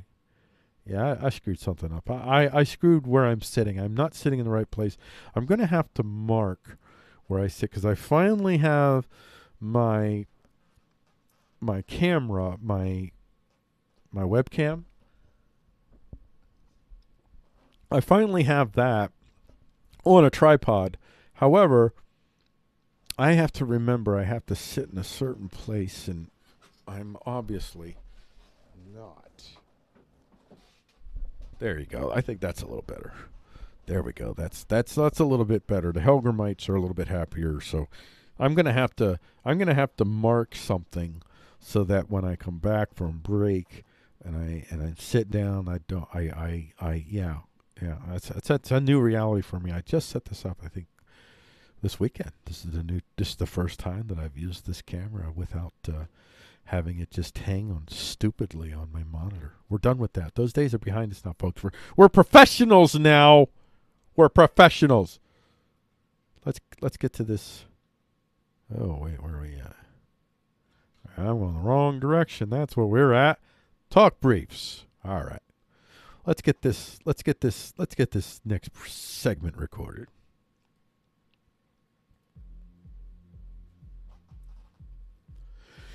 This is a talk briefs for Frico Talks the News on Monday, April 27th, 2020. My name is Frico. I'm with Frico.com. Here is the top brief for today. The hundreds million CEO cost of Corpostatism, a Google story. This is an excerpt from Market Watch. When Google CEO Sundar Pichai took over Alphabet, his compensation jumped to more than $250 million. That pay package seemed hard to top, but when Pichai took over the rest of Alphabet and all of its stuff, he received even more. Google's parent company disclosed Friday afternoon that Pichai's total compensation for 2019 topped $280 million. Thanks to stock awards tied to his promotion to chief executive of the entire company. You think about that, $280 million. And so much of that comes from Google, YouTube's monopolization of ad revenue. So much of that is not possible if they don't have that dominance over ad revenue that is crushing independent thought. And what have they done with these massive platforms that they have at their disposal? They've turned them into partisan centers of hate that cater to one particular very narrow morals construct to the detriment of everyone else, and with no allegiance whatsoever to any nation state. No nation state should allow these people in their country anymore. They should be considered, they're a state without states, so they should be sent out. The only place that they should be able to operate is in the open seas. That's it. This is where this guy should be consigned to. This is where all of Google should be consigned to. All of Facebook should be consigned to, unless, of course, they're willing to. They got to go in with one nation state or another. I would say you better become American companies. So that means get the foreign stuff out, get the foreign influences out, serve Americans. That means you have to adhere to the Bill of Rights because you are a state. So you have to adhere to the Bill of Rights. That means a lot of things have to change, and that's the case. Unless, of course, you want to get rid of the nation-state model and we can talk about more consensual models, and I'm all for that. I'd much rather that path. Well, within the nation-state, Google, you can't exist anymore here. You got to go. YouTube, you got to go. Twitter, all of you. You have to serve America or you have to get out. That's kind of what nation-states are discovering. And here you are, just gouging the system. Just no human being is worth $280 million in 1 year. Not one single human being. I am not for passing any laws that try to put artificial constraints on how much money human beings can make. But I am not in favor of laws that protect human beings, that use coercive, monopolistic, thug methodologies of gathering that wealth. Don't protect them from the masses. That's all you got to do. Just remove your when companies move into the area where they're fundamentally violating the bills of rights of their customers. That's when the government just sends a little memo out to everyone and says, "Hey, everybody." It's like suddenly you have the mark of Cain on your forehead. Anybody can do anything they want to you. That's all you got to do. That's the only change I'd make. Government declares you're not a Bill of Rights company. All fair in love and war, man. Good luck. Because now it's brutal. Because now people can come and get your stuff. They can shut you down. And then suddenly it matters what people think. So you don't get to have protection of nation states when you exist outside of those parameters. You can't be an unaccountable public superhighway anymore. You just can't. And that's your problem there, buddy. And look at you. It's so fitting that you stand right where you do with that world map. Look at you, all this. See, that's your identity. That's how you want to be identified, that you are this guy. I am the world. We are the world. You can't be the world and be any nation state's superhighways. You can't, and you're superhighways, so you got to go. Sorry. You guys are about ready to become obsoleted real quick. Give it 5 years at the most. Mark my word. This is one of the reasons I'm doing this show, because I make bold predictions like that, so I can go back 5 years from now. See, I told you that. I was totally wrong. I'm sorry, I did it. I nailed it. The only way that Google and Facebook survive is if they become Bill of Rights American companies. And if they're not willing to become Bill of Rights American companies, I don't think China's going to let them in. Russia isn't going to want to let them in. None of the major large markets will want them in. They may exist in small markets of small nation states that can't afford to build their own infrastructures. I don't know. They'll be a third-rate power. Not even a third-rate power. They'll be... Facebook HQ will be in Romania. That's what it'll end up. Something like that. Ramon Martin Espinosa Soils. Oh, okay, never mind. Let me read the headline first. You know what? Okay, yes. This Mexican engineer, I'm not going to read all of this. This Mexican engineer builds plastic houses that can absorb the seismic waves of an earthquake. So this is Ramon Martin Espinosa Soils. That's his name. That's his full name. Ramon Martin Espinosa Soils. His last name is Soils, and he's an engineer building plastic houses that can absorb the soil shakes. This is a beautiful universe, folks. See, things like this happen, and you're like, yes. The University of Guadalajara graduate has devised plastic houses that would resist earthquakes, especially in a region like Central America. So it's the type of material is plastic bottles or plastic chairs. And okay, so they don't need any energy to heat and cool. And because it's flexible, that's why it's earthquake resistant. And the materials to make such houses are also extremely durable. The average house would last up to a century. And the USP, I don't know what that means, is something also entirely. The house costs 50% less than your average house in the market. So there you go. That's wonderful. That's awesome news. It's awesome. And that's a DIY. You can easily. I hope he's doing that. I mean, if he has a company, that's great. He should do that too. But maybe if it's not, you don't have to share your secret sauces that don't matter. But just the parts that maybe other people. I'm sure you're doing that. I'm sure if you're doing this, that's exactly what you're doing. I'm willing to bet. Don't let them buy your IP. Don't do it. Don't do it. 2 steps closer to flexible, powerful, fast bioelectronic devices from Science Daily. You know what? I'm not going to read this one. This one is long and scientifical, and that is not my strong suit. Although it's a really interesting story. You go to Freako.com right now. Like even as you're listening to this, you can scroll down to this brief section. You can read that for yourself, and figure it out for yourself. This Indian architect created an algae wall that purifies polluted water without harmful chemicals. That's from Truth Theory. This can't be how you pronounced it, but I'm doing it. I'm diving in. Shneel Malik. Shneel Malik. An awesome name. Another truly awesome name. Come on. Shneel Malik. Shneel Malik. And you think it's like I know he's Indian from this title here, but if I didn't know that, okay, what is that? What? I don't even know. Is that male? Is that female? What ethnicity? It's so beautiful. It's so ambiguous. I love ambiguity in general.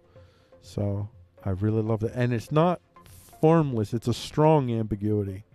It's a very strong ambiguity because I don't know if it translates into Indian, but in English, I'd say that these combinations of words are generally like that eel. That's a strong subliminal for us. And then Malik. Malik is, I don't know why that seems like a very, very strong name, but maybe it's just the big M and the small A there. I don't know. But that's a very strong, ambiguous name, and I really love that. I love ambiguous names with distinction. So that's why I love that name. I don't know why. Was that important to any of you? Probably not. Shneel Malik has created a modular wall system using algae and ceramic tiles, which are supposed to clean off pollutants from water. There you go. I wouldn't even hazard a guess until I met the person. She is an Indian architect and a doctoral candidate from the Bartlett School of Architecture. Indus, the filter, contains ceramic tiles that are lined with microalgae and hydrogel taken from seaweeds. It is found to be pretty effective in cleaning water. Algae are known for their natural cleaning properties. Making use of this, Shneel created ceramic tiles having leaf-like capillaries. She used microalgae for the project. Microalgae, baby. When water is passed through these tiles, the pollutants contained in the water are absorbed by the microalgae, baby. I don't know why. I just feel like it should be said like that. Thus leaving the water clean. This process may have to be repeated several times depending on how polluted the water is. But the microalgae would take... microalgae, baby. I love it. I want microalgae. How do I get it? I could use it. That's the end. That is the absolute end of this segment. This has been the brief segment on the Action Batsa YouTube channel. If you're watching on the YouTube channel, the 8 o'clock show, our last show is coming up, and that is the Dialectical. Coming up at 9 p.m. on the Action Batsa YouTube channel, Strings Attached, the Soft Power of the New Divine Rights of Kings in America. That is coming up at 9 p.m. Eastern Standard Time, unless you're watching the dlive.tv/Freako, Freeqo show, which is on live right now. If you're watching live at 12:30 p.m. Eastern Standard Time, you don't have to wait.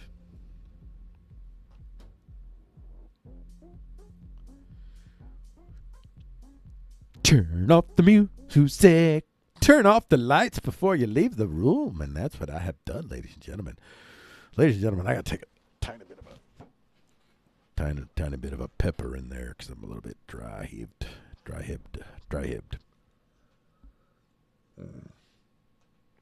Oh, we are constructed of the same stuff after all, are we not? At the end of the day, we fundamentally are constructed of the same stuff. We are all brothers and sisters in days, right?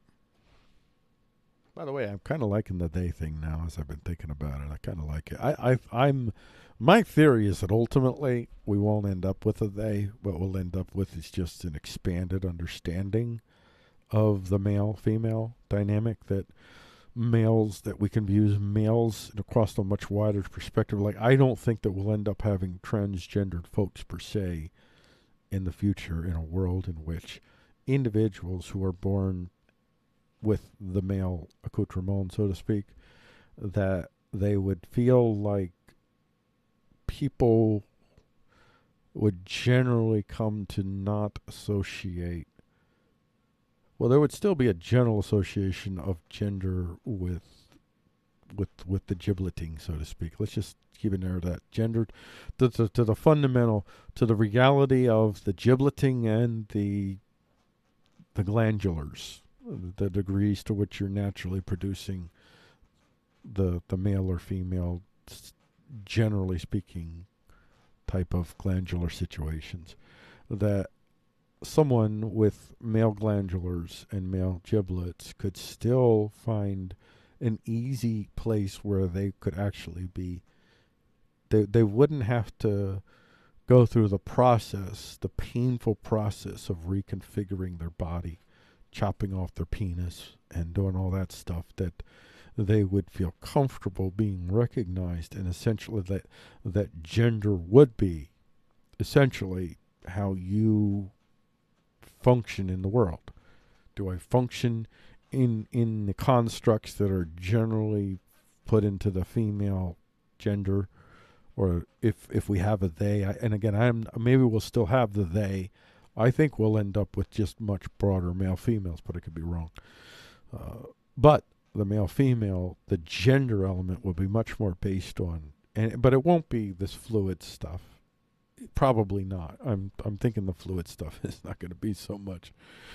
There may be some. I don't know. I don't give much credibility to the whole fluid thing. I'm not really looking to have a world in which human beings can consistently flip so fundamentally into these roles that make it harder for us to understand who they might be around us. So I think ultimately the fluid stuff won't work.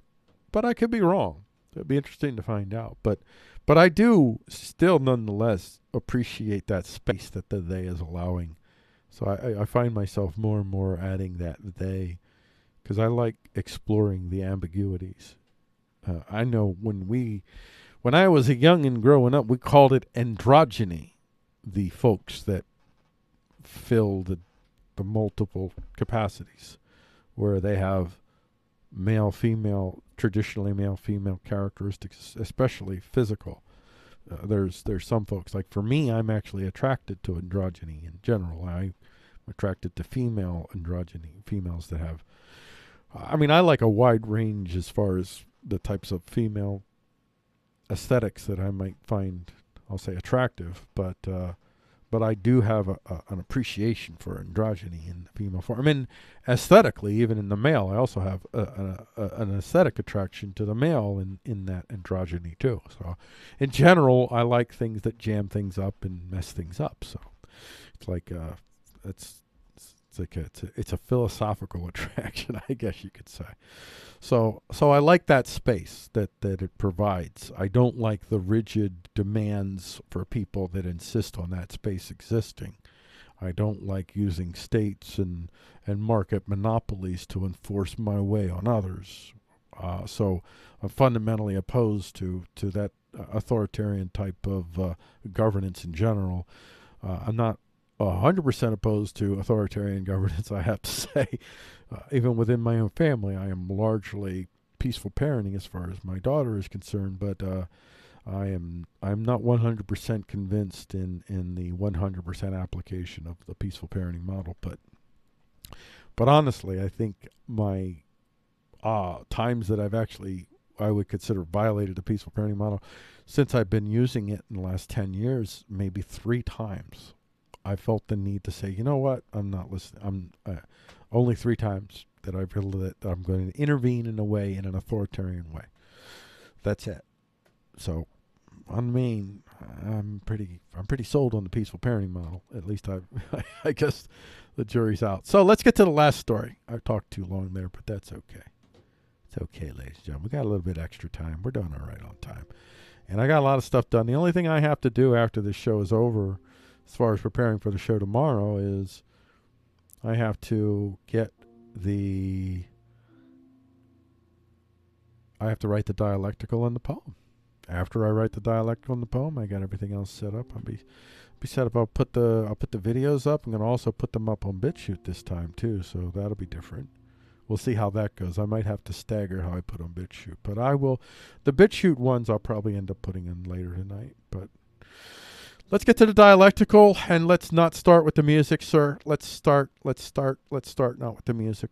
Let's start not with the music. This is the dialectical already. And if you go to youthfreako.com, by the way, when you scroll through, you can see on the tops here. So this is the last segment. This is the Friday segment, which is when SJWs attack the LGBTQ and they think they're constitutionalists. That's a very provocative thing in which I think everybody will agree with some things I say and hate some of the things I say. So it's going to be that type of mix. And so then we got this is a little action here. Let's get this recorded done. This is going to be the last segment of the day. Let's get this done in a timely manner, folks. Let's do this.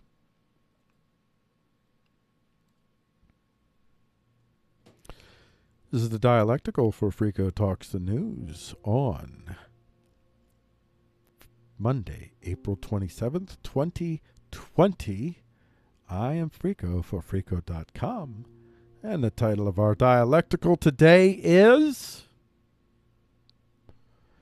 Strings Attached. The soft power of the new divine right of kings in America. Says it all, man. Title of this sculpture is called The Kiss. This version of the cult sculpture is called The Kiss with Strings Attached.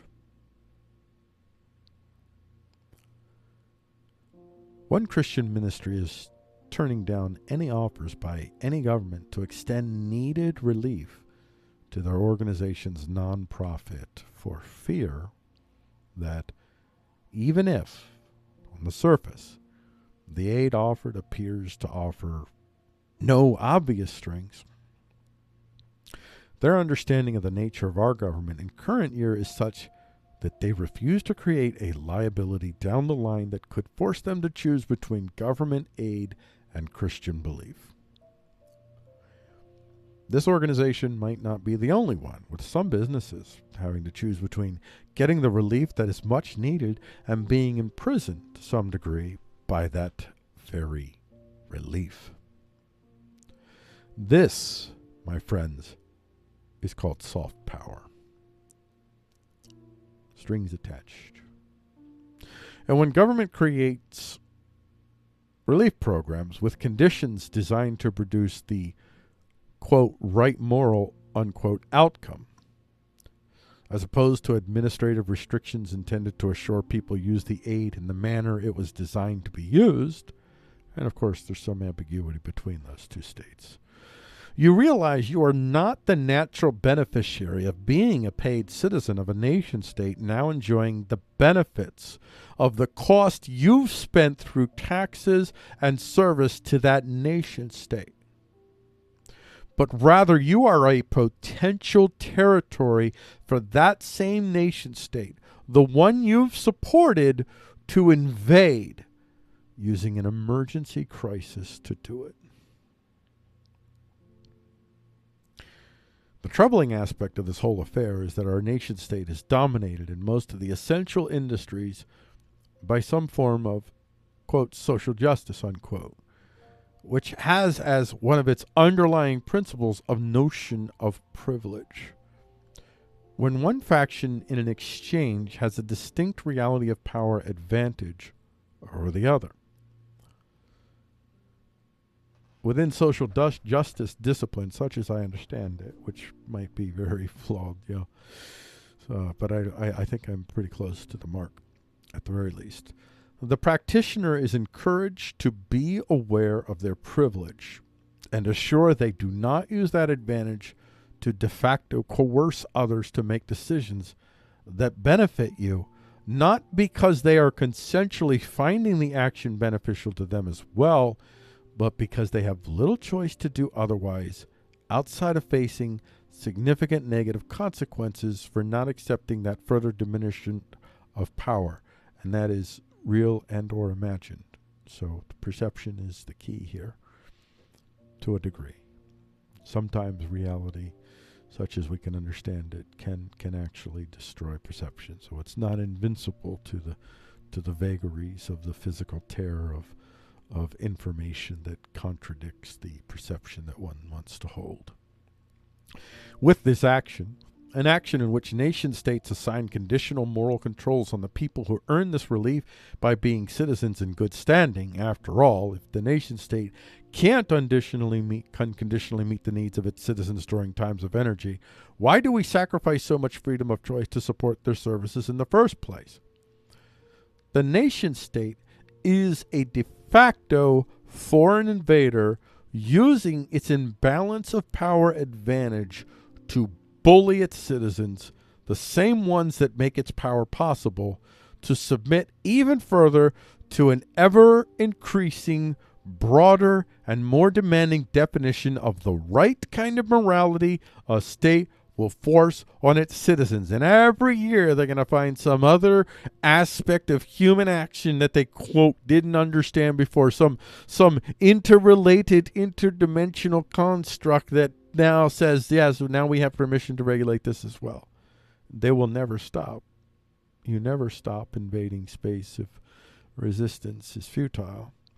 With this action, this state, the American state, continues its immoral, if your morality is the Bill of Rights, which outside of my Christian belief system, that's the morality that I choose to offer to others, and to the degree to which you're willing to share that with me is the degree to which I'll trust you and want to interact with you. With this action, this state, the American state, continues its immoral, if your morality is the Bill of Rights, policy of using soft power to destroy the Bill of Rights of its citizens, chipping away at these protections with every new emergency that comes along. It has proven to be an invading opportunist more so than an inactual failsafe against the potential disasters. How much easier could this have been? You know what?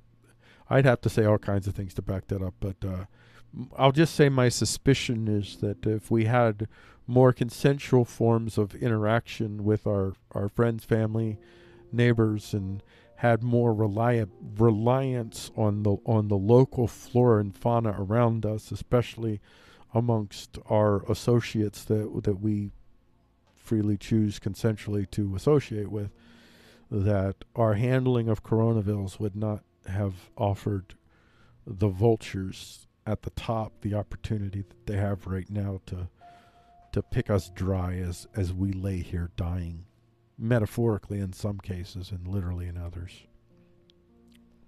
So here's an excerpt from the College Fix.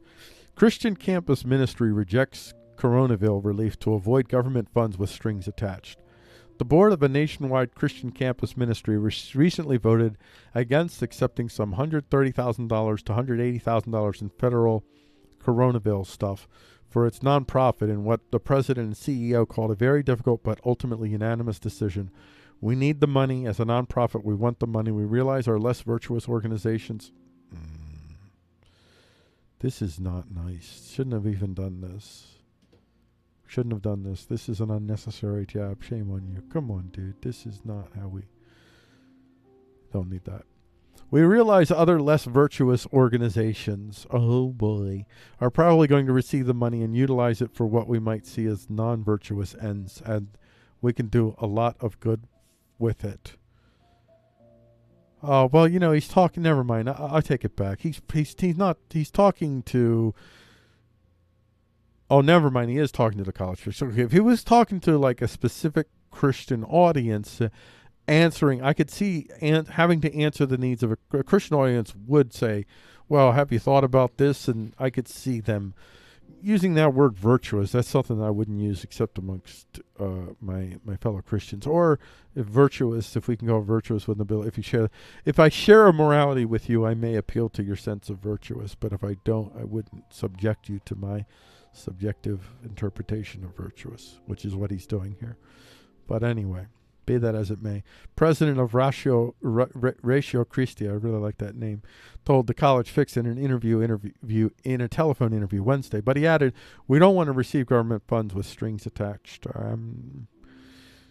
So Yeah, and I went off on a little tangent with that little virtue thing. But I generally eschew the certain and the absolute, generally.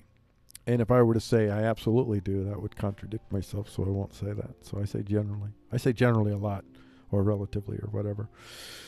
But I'm not a relativist. I don't believe in such a thing as relativism, because I believe that your subjective evaluation must have some basis in reality, starting with the framework of your own preference. So immediately you do have some objective standard to assess the practical valuation of another human being, but only within their, well, you can do it anyway, but you could certainly, you can look at them and say, well, within my framework of preference, you're dangerous. So you can. So there is relativism, just the way that it's portrayed, it's just simply means anything goes, and it's not. It's subjective valuation is not a conceit that anything goes. It's just that we understand that valuation emerges from the subject and from the subject's particular frameworks of preference. A framework of preference is, these are the parameters that will allow the subject to pursue and fulfill whatever preference they're trying to fulfill. For fear of having their Bill of Rights, First Amendment right to assemble, denied due to government opportunism in times of Coronavilles, this nonprofit will risk dissolution, or at the very least an inability to meet the needs of those they might already be serving. This story is not isolated, and, I submit, will be a story we will see increasingly as the humans that occupy these seats of power, be they the enforcers, the legislators, the regulators, or the propagandists, find themselves increasingly unable to meet the basic requirements of a Bill of Rights legitimized form of government, as their very factional allegiance compels them to rape, murder, pillage, plunder the other factions competing for full Bill of Rights, violating control of a new American state that derives its legitimacy of power purely on the moral supremacist codes of whichever faction wins the all-or-nothing contest we are involuntarily, for 99% of us, finding ourselves being forced or tricked into participating in.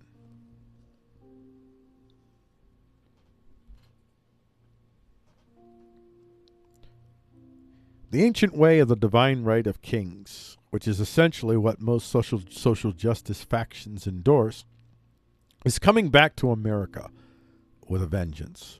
The rank and files of these factions fail to realize that the ancient thugging way of divine right actually is their core legitimization of power to murder those they assume are trash humans that cannot be redeemed. It is the old way, the way that first gave Sargon of Akkad the power to murder his neighbors and build the first, allegedly, empire in the history of humanity. And it is apparently the way of progress, or so American progressives imagine that it is. But their modified version of the divine rights of kings is, at present, the divine right of codes, morality codes crafted behind closed doors with no input from anyone but the wealthiest and most powerful of those competing social justice factions. The code is the king, and recognized leaders are the priests that enforce the king's code. But fear not, revenge idolatarians, fear not, especially ones that use moral supremacism as their justification for taking coercive control over all. Your movements, should they consolidate power, will demand a god or goddess here on earth. You will demand it, or you'll want to be it, and you'll fight to be it. If you are close enough, you'll make it happen, and people will demand it. The progressives, should they consolidate under one progressive faction, will eventually find their new priest, king, queen. They, mark my words, if the conservatives don't beat them to it. That's right. If the conservatives don't beat them to it. Because they're on the same trajectory. The Bill of Rights define the legitimization of power of the state by its demonstrated, allegedly, self-restraint in exercising that power. The Social Justice Bill of Rights is a moral compulsion on the state to take coercive action against others for immoral views, not merely action, to assure that one highly defined, broadly life-controlling morality structure can be imposed on everyone by any means necessary, including through murder and theft, else the ones not using that morality to murder their neighbors might find themselves targeted for murder as well, be it physical or market murder. The differences are minimal, and often the market murder leads to self-termination, suicide, which in a lot of cases with these mobs is what they want. In the new morality, not murdering your neighbors could be the morally repulsive action to take. Their song is tiring, predictable, cliched even. It's the same song Sargon of Akkad sung when he built the first empire. And it is a song that I'm here to tell my conservative friends you've been singing for a long time as well, and in large part produce this counter response from the left. A moral supremacism to fight off a moral supremacism. Unless and until we Americans reject all moral constructs in public squares that compel public squares to murder, rape, and plunder the moral undesirables in violation of our bills of rights, we vast majorities of folks who will benefit minimally at best, and most likely not at all, by the struggle for supreme moral leader of the new America, will find ourselves continuing to be what we mostly are today: useful idiots, puppets, competing to not be hurt as much as we could if our perceived enemies win this day. Trust me, please. If a Prague faction wins, rank and file Pragues will most likely lose in the same way that the cons will lose under that tyranny. If a con faction wins, rank and file cons will most likely lose in the same way that the Pragues will lose under that tyranny. For those of us that refuse to participate in this blood sport by choosing the left or the right, well, we'll be buried by any moral supremacist that eventually consolidates American power. If our nation-state contenders like China and Russia don't beat us to it first, to the benefit of the American billionaires, who would all have much better lives serving China than serving Americans. And that is the end of the dialectical. So don't forget to tip your Frico at frico.com/tips. I got to say that. I got to work that in more often. I don't do these things. I'm terrible. This is the last segment on the YouTube Action Bots channel. But fear not, we'll be back tomorrow, 4 p.m. with the headlines show. 4 p.m. Eastern Standard Time. And for the rest of you, you don't have to wait to hear more of me. If I have to add, I have to add, if you're on dlab.tv/FREEQO, Frico, then you're watching this live at 12:30 p.m. Eastern Standard Time. Well, now it's, what, 2:30 p.m., whatever time it is. So you don't have to wait like the YouTube people do till 4 p.m. tomorrow. Oh. Well, you know, I have to say, I listen to my shows, and I like some things, I don't like some things, but one thing I have to say honestly, I really enjoy doing them, if nothing else. I'm enjoying doing them, and the few of you that have watched, I really thank you, really, seriously, for watching. I appreciate it, especially some family and friends that have taken the time to listen to the shows and give me feedback, and I'm listening to you, taking advice. doing what I can to above all else, I just have to enjoy doing the show, or I won't do it. If doing it in the quote unquote right way means not having fun, then I won't do it.